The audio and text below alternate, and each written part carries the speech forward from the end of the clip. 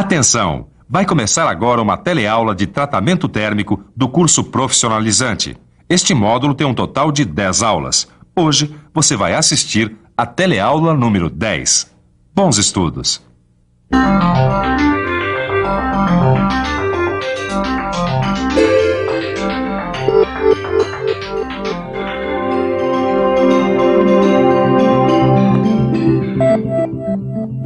Muita gente pensa que depois que colocou o lixo para fora, o problema acabou.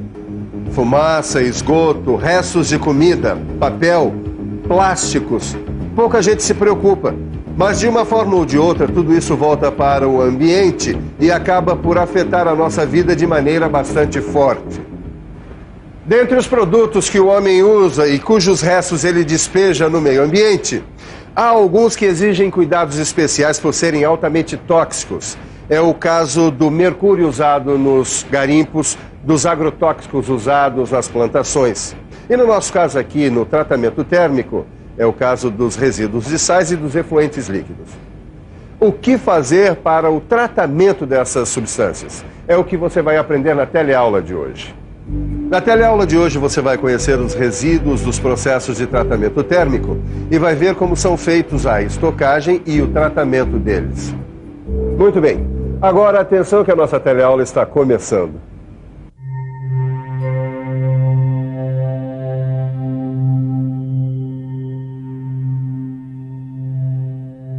Oranias, me explica uma coisa. Nos processos de tratamento térmico, quais são as substâncias que têm que ser tratadas antes de serem devolvidas à natureza, hein? Olha, são basicamente resíduos de sais que a gente chama de sais de têmpera e os efluentes líquidos. Melhor a gente dar uma olhada nisso mais de perto. Vamos lá. Em alguns dos processos de tratamento térmico, ficam como resíduos os sais de têmpera que precisam ser armazenados e tratados. Os efluentes líquidos são os líquidos que provêm das operações de decapagem e da lavagem posterior das peças, dos tanques de desengraxe e dos tanques de lavagem das peças tratadas em banhos de sal. Então, para começar, vamos conhecer esses resíduos de sais dos vários processos de tratamento térmico, conversando aqui com o professor Ariel, que é engenheiro dessa indústria. Professor. Bom, estes sais são classificados pela ABNT, Associação Brasileira de Normas Técnicas, como sendo da classe 1, ou seja, perigosos. Eles não podem ser jogados no solo nem em água. E o que é indicado fazer com esses sais? Bom, o indicado é que seja feito um tratamento de neutralização desses sais numa unidade de tratamento específica para isso. Caso isso não seja possível, esses sais devem ser armazenados adequadamente até que se possa fazer esse tratamento. E esses sais aí têm que ser armazenados em tambores, é? Os sais e os resíduos de sais precisam ser acondicionados em tambores fechados, ó. Dá uma olhada aqui, ó. Essa aqui é uma unidade de armazenamento dos sais e dos seus resíduos. E esses resíduos devem ser bem estocados nesses tambores aqui, ó. São tambores de aço e eles devem ser acondicionados conforme o grupo a que pertencem. Tá bom, e que grupo é esse? Bom, existem dois grupos principais, ó. O grupo 1, que contém principalmente cianetos e bário, e o grupo 2, que contém os nitritos, nitratos e soda cáustica em pedaços. Perfeito. O armazenamento dos sais e dos seus resíduos segue normas rígidas de segurança, pois um acidente com essas substâncias causaria sérios danos. Portanto, é muito importante que você fique por dentro dos procedimentos de estocagem nos tambores.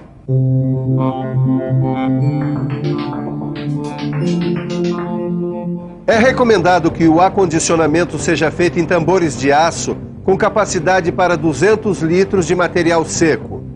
A carga deve ser ensacada em plástico e tampada. A tampa deve ser cintada com dispositivo de segurança e não soldada ao tambor. Os tambores devem ser identificados. Nessa identificação, deve ficar claro se os resíduos são do grupo 1 ou do grupo 2.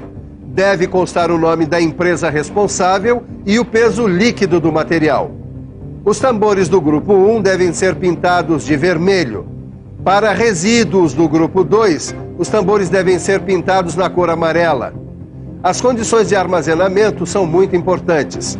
A área de armazenamento deve ser coberta e bem ventilada, e seu piso deve ser de concreto ou outro material que impeça a infiltração das substâncias no solo.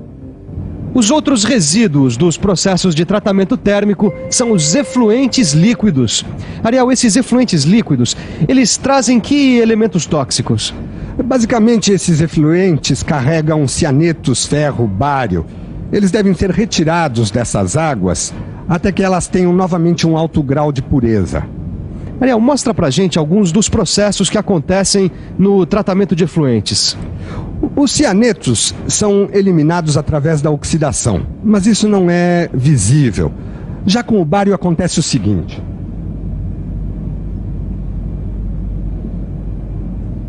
Bom, esta é uma pequena amostra que eu retirei do tanque aí na estação de tratamento. Esta solução contém íons de bário. O que a gente faz é precipitar o bário na forma de sulfato, ou seja, eu adiciono pequenas quantidades de ácido sulfúrico ou sulfato de sódio e se forma o sulfato de bário que se precipita. Dá para ver, a água fica leitosa. Olha. Daqui a pouco o sulfato de bário descerá para o fundo. Já o íon ferro se precipita quando o pH atinge a faixa de 8 a 9 e a gente adiciona uma substância chamada floculante. Tudo é então depositado numa espécie de lodo. É isso aí. O que acontece, basicamente, é que os vários elementos vão sendo precipitados e depositados num lodo. Bom, o processo completo que acontece numa estação de tratamento, você vai conhecer daqui a pouco. O que a gente vai conhecer agora são os dois tipos de efluentes líquidos. Dois tipos de efluentes líquidos são gerados nos processos de tratamento térmico: os efluentes líquidos ácidos e os efluentes líquidos básicos. Tá bom, mas eles chegam separados na estação de tratamento? Chegam, eles são gerados em processos diferentes.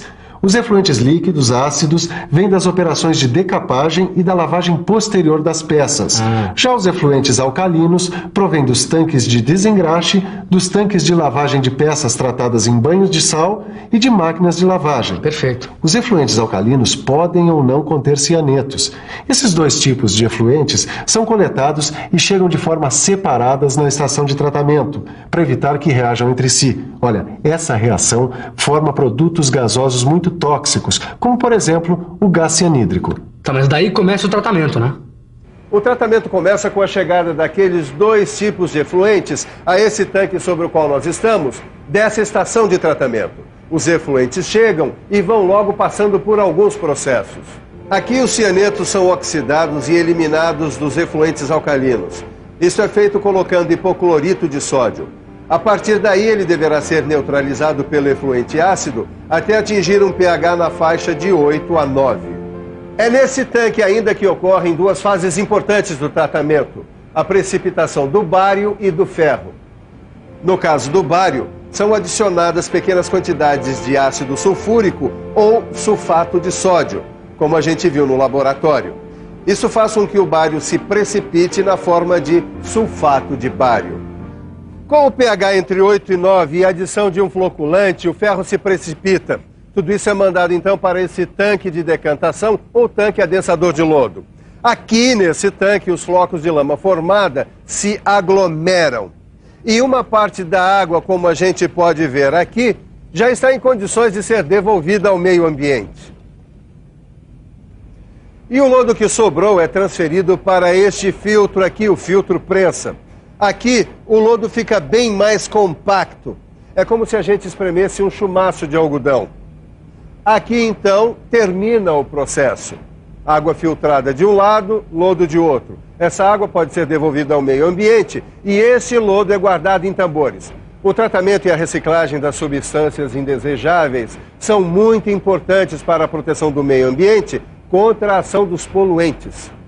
Mas é difícil a situação ser diferente, né, Ananias? Milhares de pessoas produzindo, consumindo e jogando fora. É, por isso que está na hora de mudar a forma de pensar, né? E muita gente já está jogando lixo no lugar certo, muitas cidades já estão reciclando o seu lixo e algumas indústrias já estão tratando os seus resíduos e substituindo elementos tóxicos. É, isso é verdade, mas vai demorar muito, né?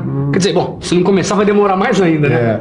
Agora, mudando um pouco de assunto, Ananias, que tal se a gente tratasse agora das dúvidas que ficaram, hein? Antes, vamos ver se a revisão não ajuda você com algumas delas. E a você também. Preste atenção. E atenção, se liga aí que é hora da revisão. Na teleaula de hoje, você viu que os resíduos principais dos processos de tratamento térmico são os sais de têmpera e os efluentes líquidos. Viu também que os sais de têmpera são perigosos e devem ser acondicionados em tambores de aço, seguindo normas rígidas de controle até serem enviados para tratamento. Conheceu os dois tipos de efluentes líquidos, os alcalinos e os ácidos. E, finalmente, viu as etapas do tratamento desses efluentes numa estação de tratamento de efluentes. Hoje nós encerramos o módulo Tratamento Térmico. Foram 10 aulas nas quais nós abordamos um tema que é fundamental para quem quer ser mecânico. Agora é hora de você pegar o livro, fazer os exercícios que estão lá para você dominar o assunto. Por falar em assunto, as nossas próximas teleaulas serão sobre o tratamento de superfícies. Como proteger uma peça com uma pintura, com uma camada de metal, o que é galvanização, como ocorre a corrosão. Se você quiser saber tudo isso, nós nos encontramos lá.